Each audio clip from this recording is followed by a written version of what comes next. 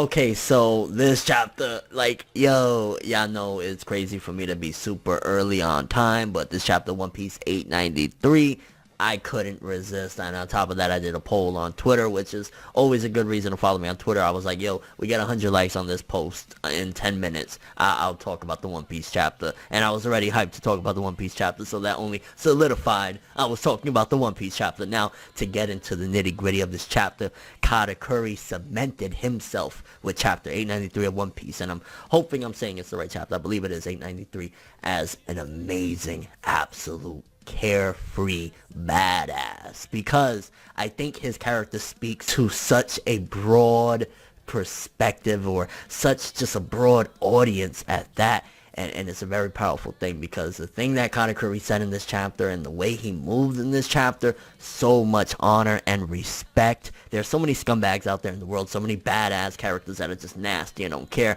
Katakuri has been through and through a very respectable opponent for Luffy. Like, you know, Luffy's had some nasty people to deal with, Blackbeard, all of these horrible people he's dealt with, but Katakuri, even though, yeah, he's rolling with the Big Mom Pirates, yeah, he's kicked his ass very bad, very mercilessly, but as far as, like, when it comes to being fair, he showcases nothing but pure honor, especially with what he did in this chapter. And on top of that, I think his character speaks to something that, yeah, okay, maybe it's corny in a way, but it's a very powerful message, and that's bullying. I think that if so many kids acted the way Katakuri acted in this chapter in school, when people pick on them, or even defending somebody, if you see somebody getting picked on, I feel as though Katakuri showed a perfect example of how to treat a situation like that. When he was seeing his sister as making fun of Luffy, on top of that, because she was cheating, and he ripped off his little hiding thing, and, you know, he's very, I guess, in a way self-conscious about his face because he has those marks or whatever, and they were making fun of him and shit, but he was like, you want to laugh? Laugh at me too. That was absolutely amazing. Ballsy. Katakuri is coined down as one of the best villains, or best antagonists. I don't want to call him a villain. I want to call him an antagonist, even though, yeah, Big Mom is a villain, and it's a big, you know, problem, so to speak, but I still want to say antagonist just because he's being so respectful with it. Yeah, okay, he's kicking Luffy's ass, no questions. He's very just ruthless on this attack, on this fight, but as far as, like, you know, not playing dirty, he absolutely won't do it. And this chapter showcased again with Flambe. I think it's like a play on Flambe, when she was doing the silent needles and shit, and they caught on a lot of things in that chapter, because for starters, it showcased Luffy once again has been evolving. He was able to maneuver around the dart, which means that he's already gotten to the point where he's using that Haki, the foresight that Katakuri has been using. The only thing is that, one, again, they were cheating. They were using the needles and getting him wobbly and shit, which I'm kind of curious. I want to say it was mainly in this chapter, because Katakuri said that that's how he suffered a fatal blow.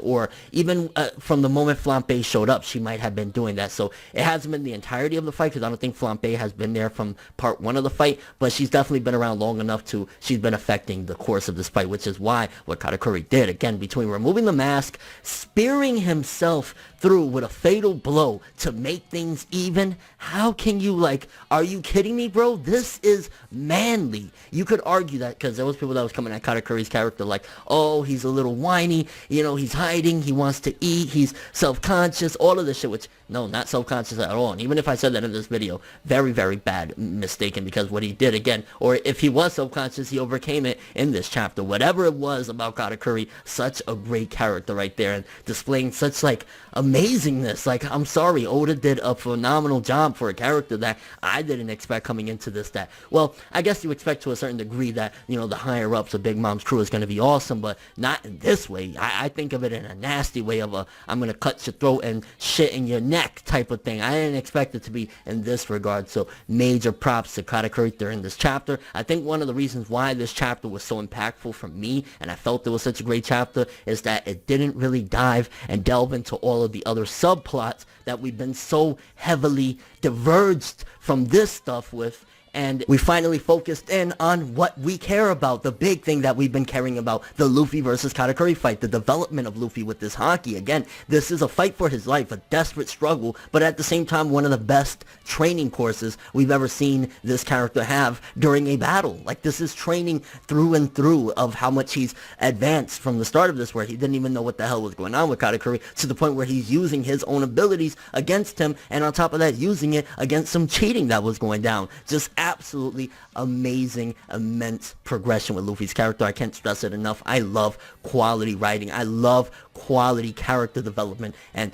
that showcases that showcases Katakuri's character in general with this chapter. I'm still flabbergasted. Honestly, this is like a review and a reaction, because I'm flabbergasted at how amazing in one chapter a character can be. To catch the cheating, to realize what Luffy is, to call it as he sees it, showcase his face not giving a shit, saying laugh at me as well, and they laughed, and he knew that his sisters were going to laugh, his family for that matter, Flampe laughing and shit. Like, amazing character. Let's talk quickly about something big. The Conqueror's Haki that Luffy activated, and he even put Flampe on her ass. So we know that Flampe and not all of the members of Big Mom's crew are that strong, because the Conqueror's King Haki obviously knocks down everyone that I believe is weaker than him, but it's pretty much for the weaklings in general. So Flampe wasn't really all that to begin with, which also showcases that there's possibly a lot of people in Big Mom's army that just because they came out of her womb, they think that they're, you know, the shit, but there might not be all of that. Again, Flampe was kind of a fly-by-night thing, and I think mainly she was a plot device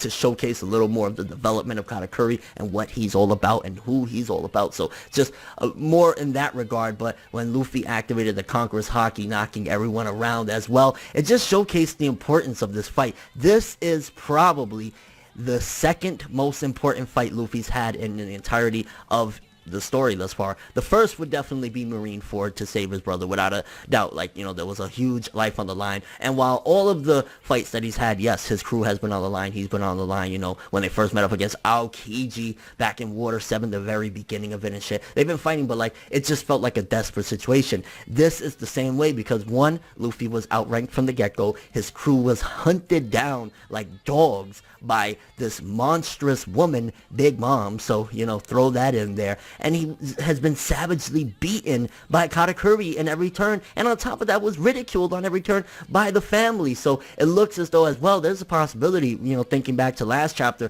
the setup of him putting the mirrors and telling everybody, or he put the one mirror and threatening that everybody better shatter their mirrors. There's a possibility Katakuri could come out of there on some honorable shit. This man just had an incredible fight, and y'all gonna jump him and slaughter him after this? Maybe Katakuri could come out with Luffy and possibly look as though he's a traitor to the Big Mom Pirates. Katakuri seems like he's a boss and a leader, and he doesn't take shit from anybody, so he's definitely going to want to do things his own way, and if they, you know, kind of go against his code, so to speak, of ethics that we've seen him display thus far, he might go in on his family. Honestly, this chapter, absolutely amazing from start to finish. I loved it. It showcases that Flampe, she had a purpose. Yeah, you could argue again against the fact that she was a plot device to bring out more of Katakuri's greatness, so to speak, and also antagonize Luffy and kind of throw in a little bit of a weakening, because if you think about it, that is going to be a big asset against Katakuri, the fact that he self-injured himself. So honestly, when it's all said and done, and Luffy does get the win, which more than likely he's getting, this has been dragged out to the point where there's no way Luffy's taking the L, right? You gotta argue, and I want to ask this question, I'm gonna start wrapping things up with this one. Do you think Luffy deserves the win? Was this a justified 100% he got it win based on everything that went down? I mean, for crying out loud, again, Katakuri self-injured himself. If you take the cheating out of all of this, right,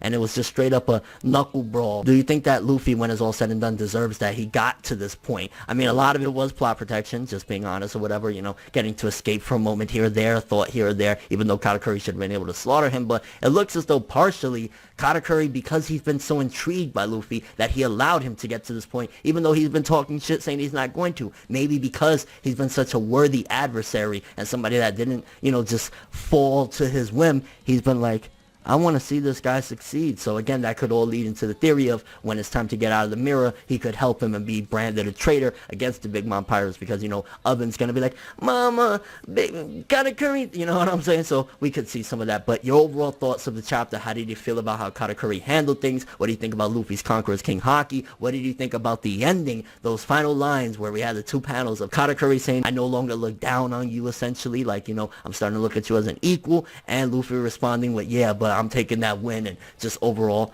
awesome knuckle dragged out vicious fight with cheating and everything, even though again the respectable participants, the main guys, are not doing it. It's the side characters, and it's been the Big Mom Pirates all along showing how nasty and devious they are. Your overall thoughts of the chapter? Honestly, this was a fire chapter, probably the best so far, even though we've only had 2 or 3 of 2018 of the One Piece chapters. This one was very strong and a lot of development, so I'm giving this one 9 out of 10. The character development, like, One Piece, what are you doing to me? We're too early for this shit. I feel like asking more questions, but no, I'm going to leave it right there, and you guys give me all your input and thoughts on the chapter. Early review, if you want more early reviews, let me know. That's all I have for this one, though. Thanks for watching. Hope you enjoyed. If you liked anything I had to say or enjoyed the video, drop me a like. I'd greatly appreciate it. And if you want more from me, make sure to subscribe. Follow me on Twitter, Instagram, and stalk my Facebook to get more when the video ends. I'm ForneverWorld, and as always, people, have an awesome day. And remember the golden rule. Anime and manga for life, boy. Bow. Have an awesome day.